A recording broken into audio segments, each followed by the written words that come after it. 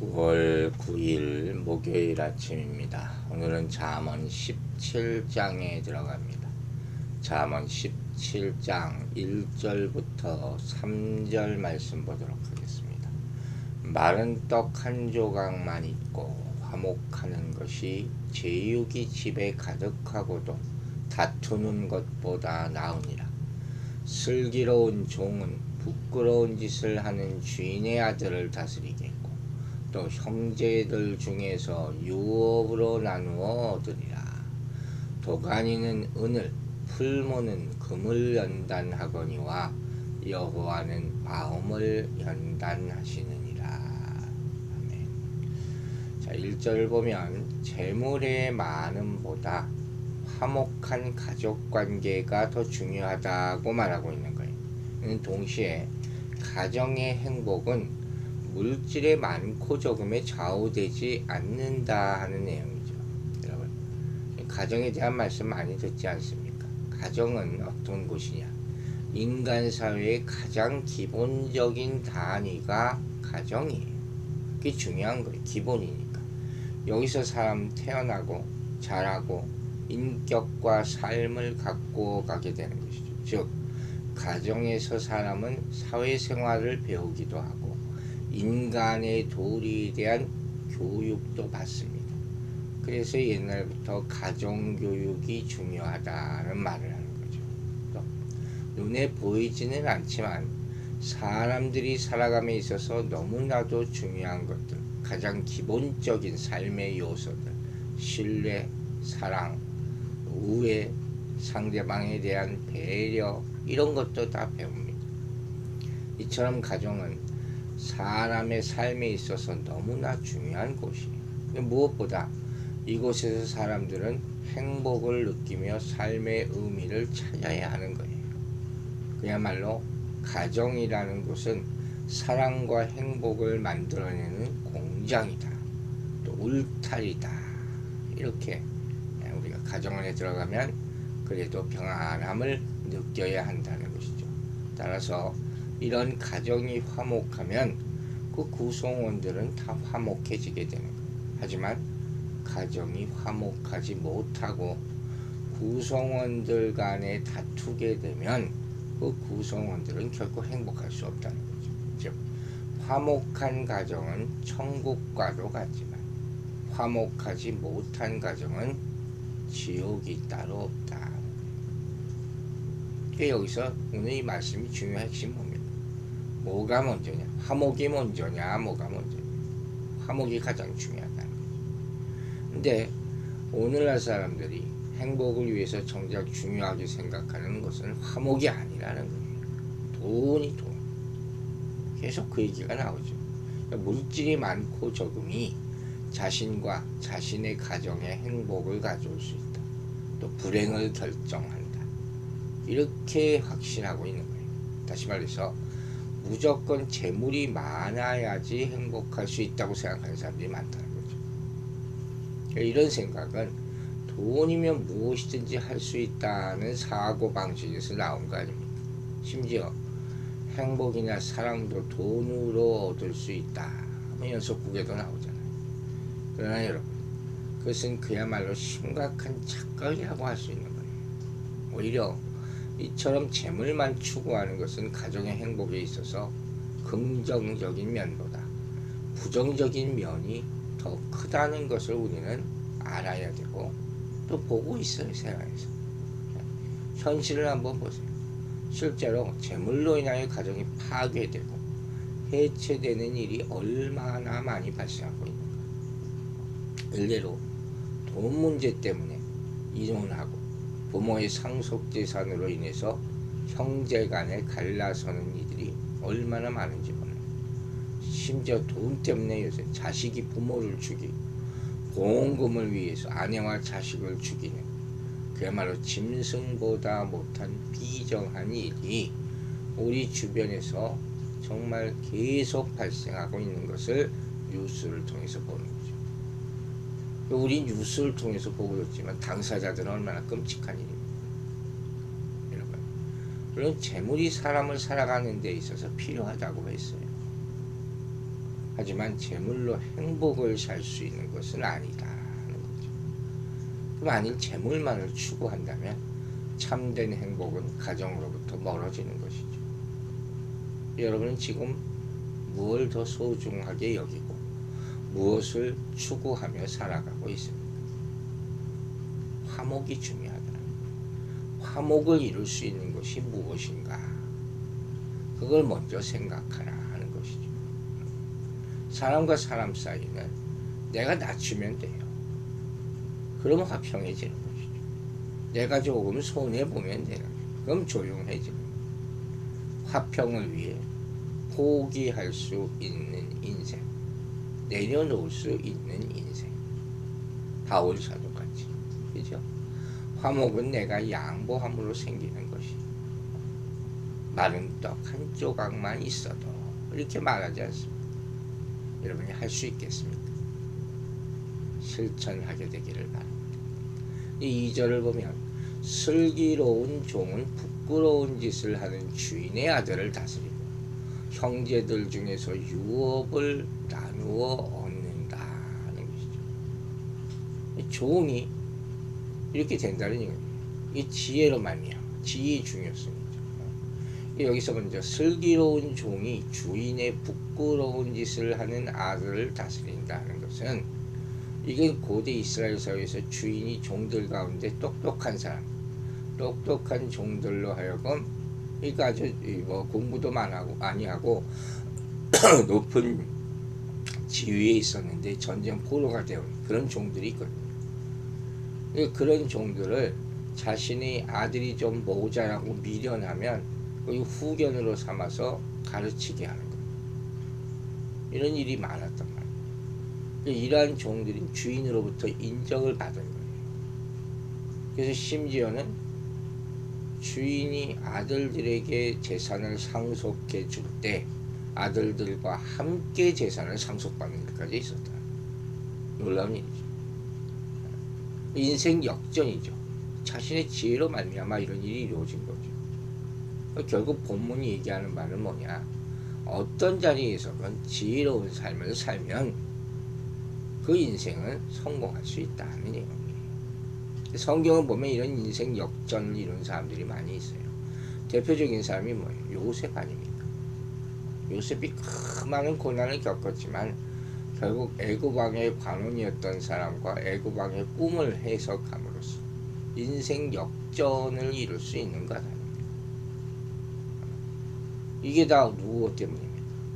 하나님께서 그에게 지혜를 주셨기 때문이죠. 이런 것을 볼 때 지혜라는 것이 이 세상에 그 무엇보다 가치 있는 것이다. 지혜만 있으면 타고난 신분도 넘어설 수 있다 하는 그런 의미죠. 환경과 신분이 아니라 본인이 지혜로우냐에 이 사람의 인생이 달려있다는 것이죠. 한편 혹자는 이를 의무를 게을리하는 아들들에 대한 경고에 대한 말씀으로 사용되었다고 보기도 합니다. 즉 주인의 아들로 태어났다 해도 그가 받아야 할 유업을 받아 누리기 위해서는 지혜를 갖춰야 한다. 잘못하면 다 종에게 뺏긴다. 그런 교훈이겠죠. 이런 측면에서 또 봤을 때는 이 아이러니지만 솔로몬의 아들 르호보암을 상기하게 합니다. 이 르호보암 왕, 이 왕이라는 솔로몬의 아들이라는 어마어마한 신분을 지니고 태어났잖아요. 그리고 솔로몬의 대를 이어서 이스라엘 왕이 되었지만 어리석게도 지혜로운 노인들의 가르침 대신에 미숙한 젊은 친구들의 간언을 따름으로 말미암아 이스라엘 10지파를 그 종인 여로보암에게 빼앗기는 수치를 당하게 되는 역사가 증명하는 것이죠. 이 어리석음이라. 3절을 보면 도가니는 은을 풀무는 금을 연단하거니와 여호와는 마음을 연단하시느니라. 참 좋은 말씀이죠. 도가니, 풀무 다같이 은, 금과 같은 금속을 재련하는 그런 도구죠. 은이나 금의 원석은 불순물이 많잖아요. 원석 그 자체로는 가치가 없고 본래 아름다움도 내지 못한다는 거예요. 은이나 금이 큰 가치를 지니고 본래 아름다움을 내려면 도간이나 풀에서 정련이 재련이 돼야 돼요. 달궈서. 금은 녹는 점이 약 1,000도예요. 1,000도. 끓는 점은 3,000도 정도라고요. 그러니까 원석에서 순수한 금이나 은만을 추출하기 위해서는 고온의 풀무로 연단하는 과정을 거쳐야 된다는 거예요. 그냥 금이 나오는 게 아니에요. 중요한 건 이거죠.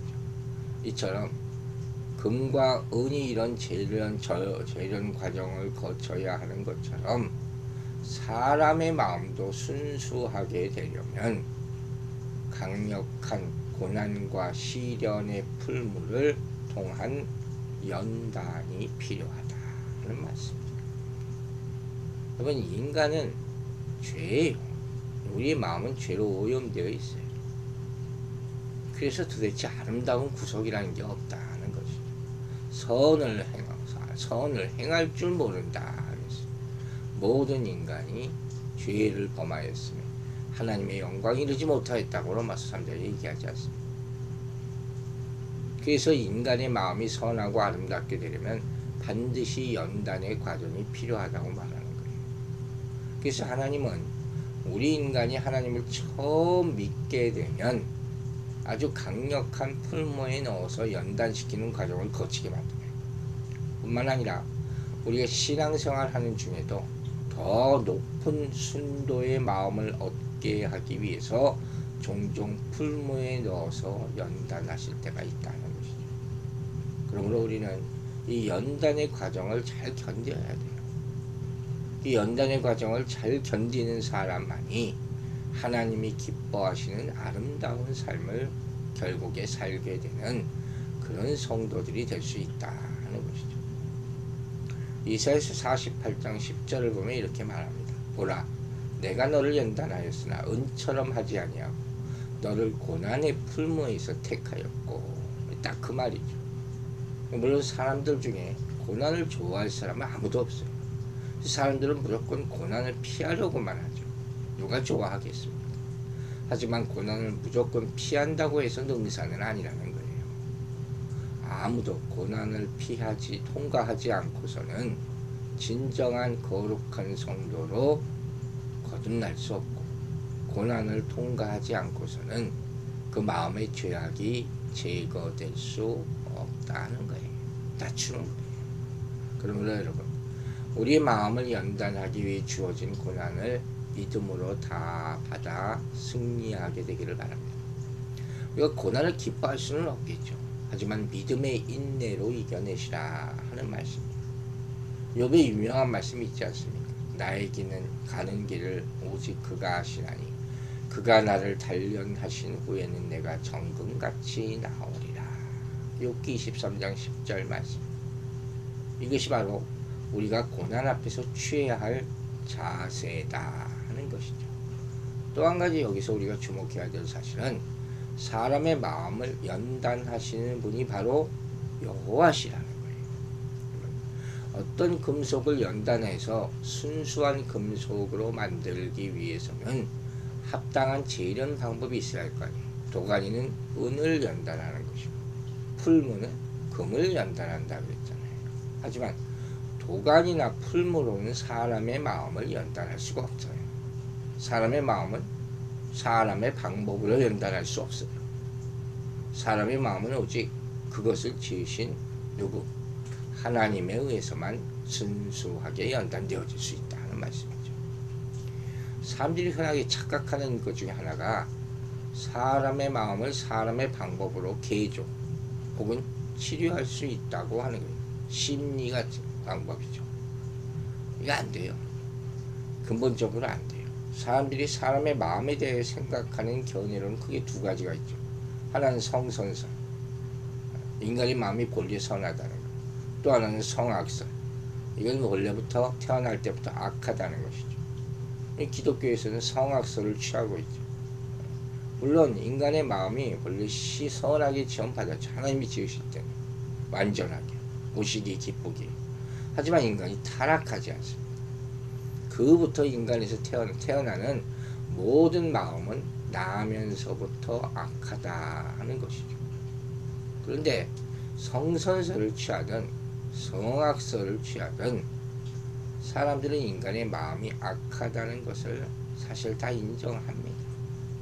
그리고 대부분의 사람들은 그처럼 악한 인간의 마음을 교육이나 자기 수양이나 뭐 이런 것으로 선하게 개조할 수 있다고 믿어요.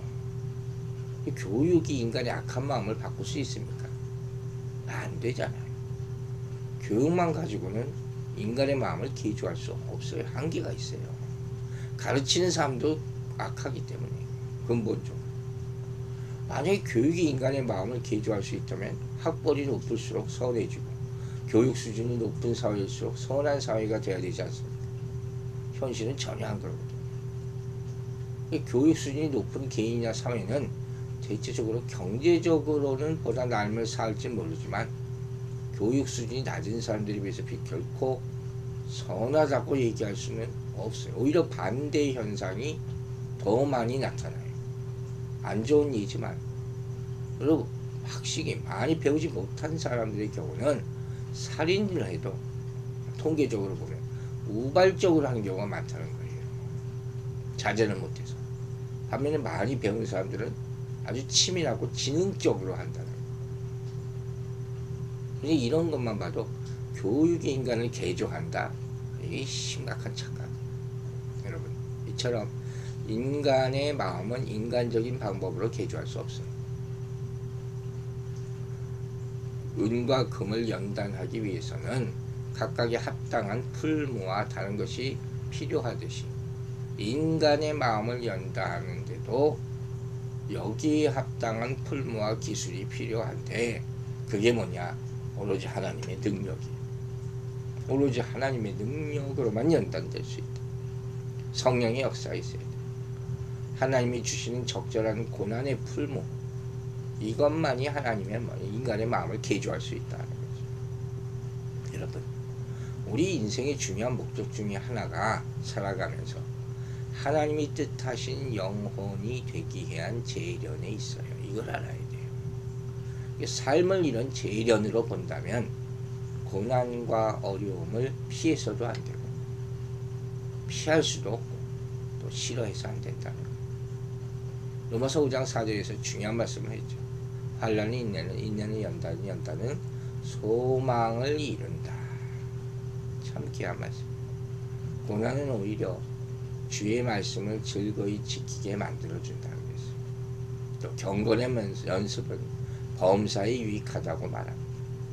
우리의 믿음이 재련으로 얻는 금보다 더 귀한 이유가 여기 있는 것이죠. 고난이 이처럼 유익이 됨을 어느 순간 깨달아 하나님께 감사하는 날이 오게 되기를 바랍니다. 다들 이 시련의 날들을 통과해서 은과 금이 되어 나타나게 되기를 간절히 기도합니다. 기도하겠습니다.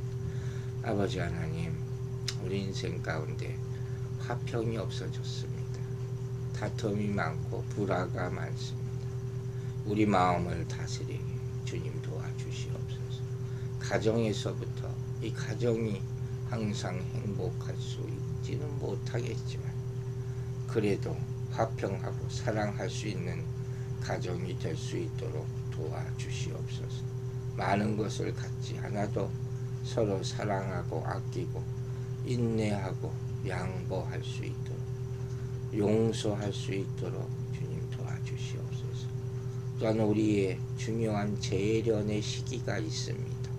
인생 재련의 시기, 하나님의 풀무불을 통과해야 되는 그런 시련의 시기들, 연단의 시기들을 다 잘 통과하게 하여 주시옵소서.